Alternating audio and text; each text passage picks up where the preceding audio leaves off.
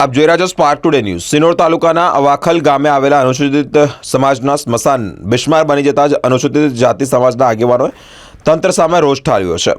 સ્મશાનમાં સગડાની કોઈપણ પ્રકારની વ્યવસ્થા નથી। પતરાના શેડ પણ તૂટેલા છે, એ છેલ્લા 6-7 વર્ષથી તૂટી ગયેલા છે। સિંગલ પટ્ટીનો રસ્તો છે, ત્યારે અનુસૂચિત જાતિ સમાજના લોકો અવરજવર કરવામાં તેઓને હાલાકી પડી રહી છે।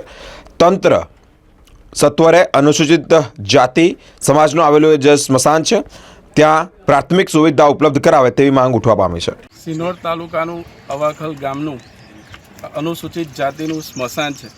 આ સ્મશાનમાં ઉપર જે ટેરેસ પર પતરા આવે, પતરાના ઠેકાણા નથી, સગડાના ઠેકાણા નથી। અવાખલ મેન રોડ પરથી સ્મશાનમાં આવવા જવાનો જે રસ્તો છે તે એ પણ એક સિંગલ પટ્ટી છે।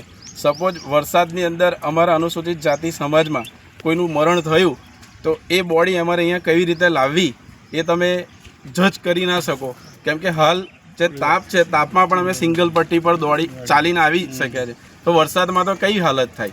અત્યારે તમે જોઈ શકો છો આ સગડા વગર અમે અંતિમ સંસ્કાર કર્યા છે, પતરા વગર અમે અંતિમ સંસ્કાર કર્યા છે।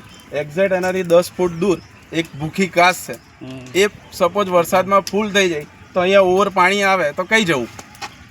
છેલ્લા 6 થી 7 વર્ષ થઈ ગયા આ જ પરિસ્થિતિ છે। અવાખલ ગામ એક પેરિસનો ટુકડો કહેવાય છે। અત્યારે બજેટમાં કરોડો રૂપિયા ફાળવ્યા છે તો સ્મશાનની કોઈ ગ્રાન્ટ ફાળવી નથી। તમે જાણ કરી હતી? અગાઉ આ લોકોએ એક અરજી પણ આપી છે, ફોરેસ્ટર ડિપાર્ટમેન્ટને પણ વર્બલી જાણ કરી છે। ફોરેસ્ટર ડિપાર્ટમેન્ટે કીધું કે અમે સગડાની વ્યવસ્થા થશે, ગ્રાન્ટ આવશે તો તમને અમે ગ્રાન્ટ આપીશું।